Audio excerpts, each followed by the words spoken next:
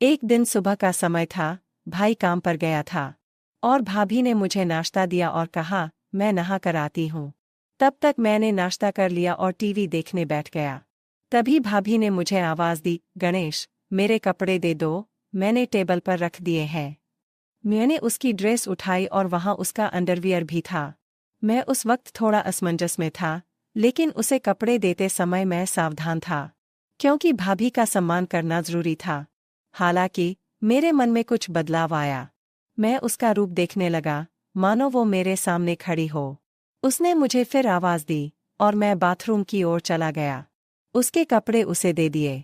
उसने फिर से दरवाज़ा बंद कर दिया और मैं वहीं रुक गया। मैं दरवाजे के छेद से अंदर देखने के लिए उत्सुकता से उठ खड़ा हुआ। यह कोई नहीं था, बस हम दोनों ही थे। भाभी नहा चुकी थी और अपने कपड़े बदल रही थी। मैं सिर्फ उसका पिछला हिस्सा ही देख पा रहा था। कुछ देर बाद वह बाहर आई और, नमस्कार दोस्तों, मेरा नाम गणेश है। ये तब की बात है जब मैं 11 साल का था। मैं बहुत छोटा था जब मैं गर्मी की छुट्टियों में भाई के पास गया था। जब मैं 10वीं क्लास में था तो मेरी भाभी थोड़ी मोटी थी, लेकिन वो बहुत गोरी लग रही थी। वो हर वक्त छोटे कपड़े पहनती रहती थी। पूरे दिन घर पर सिर्फ मैं और भाभी ही होते थे, क्योंकि भाई काम पर जाता था। मैं और भाभी बचपन से ही बहुत फ्री रहते थे। वे मेरे बारे में सब कुछ जानती थी, तो वह मुझे अपने पास पकड़ लेती और गले लगा लेती। हम हर दिन ऐसा करते थे।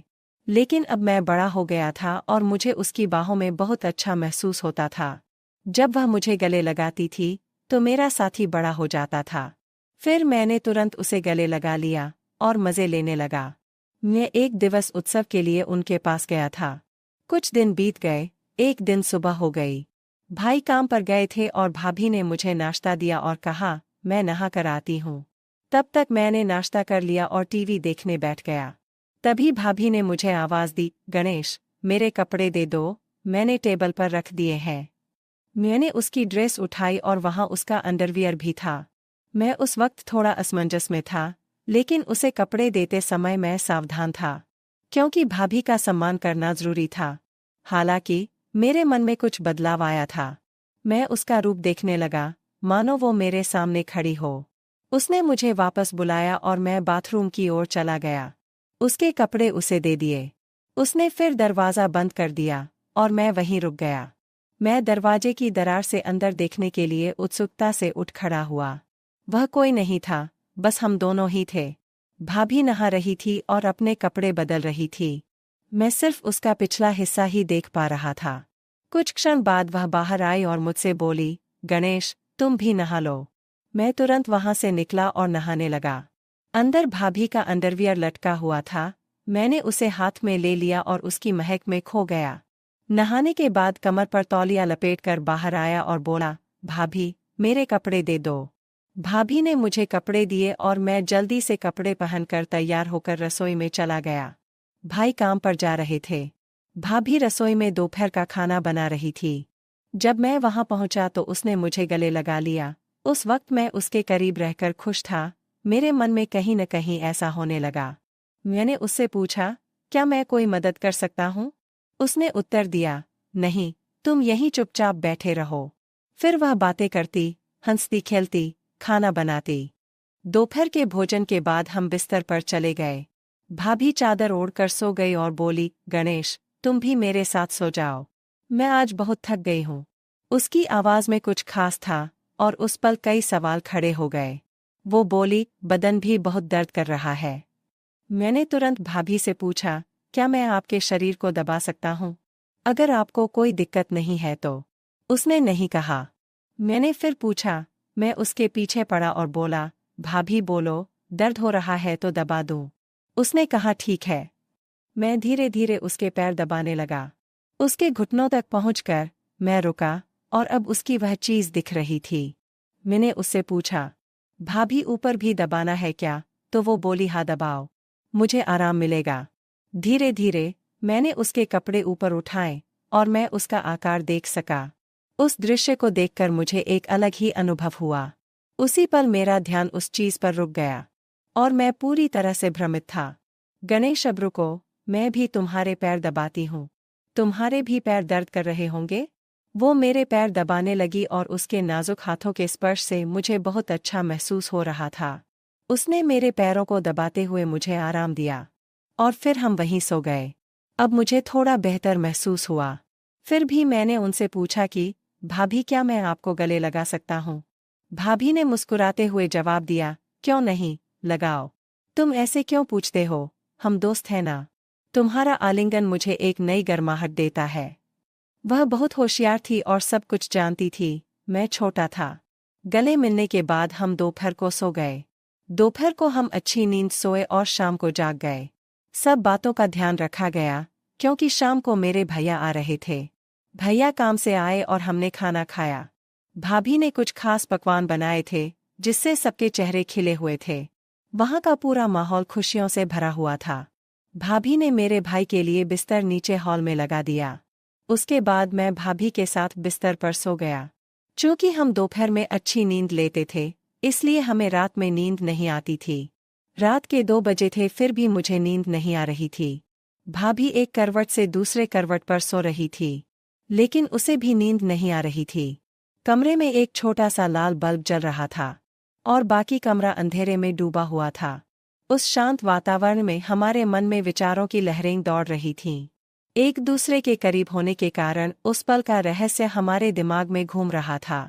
मियाँ और भाभी अंधेरे में जाग रहे थे। उसने मुझसे कहा, शांत रहो गणेश, शोर मत करो, सुबह के 3 बजे है। और फिर वो सो गई। सुबह हम देर से उठे। भैया उसे जगाने आए और बोले, जल्दी उठो, मैं काम पर जा रहा हूँ। हम उसकी आवाज़ सुनकर जाग गए और कुछ ही देर में नहाकर तरोताज़ा हो गए। भाभी ने मेरे लिए कुछ खास व्यंजन बनाए थे, ताकि हमारे दिन की शुरुआत अच्छी हो। मेरे पसंदीदा भोजन की महक ने रसोई में एक विशेष माहौल बना दिया। और वो मुस्कुराकर मुझसे बोली, चलो अब नाश्ता कर लेते हैं। उसने मुझे चाय और नाश्ता दिया और फिर नहाने चली गई। नाश्ता करते समय मुझे रात की घटनाएं याद आ रही थीं और सोचा कि क्यों न दोपहर को भाभी से इस बारे में बात की जाए। तभी भाभी ने मुझे अपने कपड़े देने के लिए बुलाया। मैं उसके पास कपड़े ले गया और हमेशा की तरह दरवाजे की दरार से उसे कपड़े बदलते हुए देखा। नहाने के बाद भाभी खाना बना रही थी। मैंने उससे पूछा, भाभी खाना हुआ क्या? उन्होंने जवाब दिया, हाँ, थोड़ा सा बाकी है। फिर हमने खाना खाया और आराम करने के लिए बिस्तर पर चले गए। मैं और भाभी एक ही चादर में सो गए। उसने मुझे गले लगाया, मैंने भी उसे कसकर गले लगाया। मैंने भाभी की तरह उसकी तरफ देखा और कहा, क्या मैं एक पूछ सकता हूँ? उसने सोचते हुए कहा, पूछो। मैंने आगे कहा, भाभी, रात को पति पत्नी क्या करते हैं? भाभी ने मुस्कुराकर जवाब दिया, कुछ नहीं करते। फिर बोली, पति पत्नी जो करते हैं वही करते हैं। जब तुम बड़े हो जाओगे या शादी कर लोगे तब तुम्हें समझ आएगा। लेकिन फिर भी तुम्हें बताती हूँ, पति और पत्नियां वही करते हैं जो जानवर करते हैं। उस दिन कुत्ता और कुतिया जो करते थे, वैसा ही पति पत्नी करते हैं। मैंने उनसे पूछा, अरे भाभी, ये क्या सिर्फ पति पत्नी के लिए है? उसने जवाब दिया, नहीं, कोई भी कर सकता है, लेकिन इसे निजी रखना महत्वपूर्ण है। यह एक रहस्य है, अगर किसी को पता चल गया तो बड़ी बदनामी हो सकती है। मैंने थोड़ा आश्चर्य से पूछा, क्या ऐसा हो सकता है? उसके बाद मैंने विषय बदलते हुए कहा, भाभी, क्या आज हम कोई नई चीज़ कर सकते हैं? क्योंकि आज मुझे नींद नहीं आ रही है। तो वो मुस्कुराकर बोली, कोई बात नहीं, चलो ऐसे ही लेटे रहते हैं। फिर हम गले मिले। मैंने उन्हें कसकर पकड़ लिया और कहा, भाभी, आप भी मुझे कसकर गले लगा लो। वो तुरंत मेरी बाहों में आ गई। फिर एक अनोखा जादू हुआ। उस क्षण मुझे एक अपूर्व आनंद की अनुभूति हुई। हमारे हाथ एक दूसरे के चारों ओर घूम रहे थे और बीच में उन मधुर क्षणों में हमें बहुत विशेष महसूस हुआ। हम एक दूसरे की बाहों में खो गए। मेरा साथी सख्त हो रहा था और मुझे बाथरूम जाना था। मैंने भाभी से कहा, भाभी, मुझे बाथरूम जाना है। उसने भी मुझसे कहा, चलो मुझे भी जाना है। हम दोनों एक साथ बाथरूम गए। फिर मैंने मन में ठान लिया कि भाभी को अपने साथी के दर्शन दिखाऊंगा। भाभी बाथरूम में जाकर बाहर आई और फिर मैं अंदर चला गया और भाभी से बोला, भाभी, मेरी संवेदनशील जगह पर थोड़ा दर्द हो रहा है। उसने कहा, क्या हुआ? मैंने कहा, जगह बहुत तंग है। वो बोली, ठीक है, दिखाओ। मैंने तुरंत चेन नीचे कर दी और अपने साथी को दिखाया। वो बोली, कहाँ दर्द होता है? मैंने कहा, आगे हल्की सी जलन होती है। उसने कहा, अरे तुमने मिर्च खाई थी क्या? फिर वो तेल लेकर आई और बोली, इसे लगाओ। मैंने कहा, तुम लगाओ, मुझे बहुत जलन हो रही है। वह मुस्कुराई और बोली, ठीक है, अच्छे से सो जाओ, फिर जलन नहीं होगी।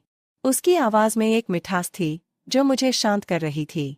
फिर मैंने कंबल लिया और मुझसे पूछा, गणेश, क्या तुम्हारा दर्द बंद हो गया? मैंने कहा, हाँ। फिर वह बोली, मुझे वापस दिखाओ। मैं सीधे बिस्तर पर गया और उससे पूछा, क्या आप देखने के लिए तैयार हैं? भाभी यह देखकर खुश हो गई। मेरा साथी भाभी को पूरी तरह से साथ दे रहा था। कुछ देर बाद मेरे साथी को उल्टी हुई और भाभी यह देखकर शर्मा गई। दोस्तों, अगर आपको कहानी पसंद आए तो हमारे चैनल को सब्सक्राइब करें और आपको कहानी कैसी लगी मुझे कमेंट में अवश्य बताएं।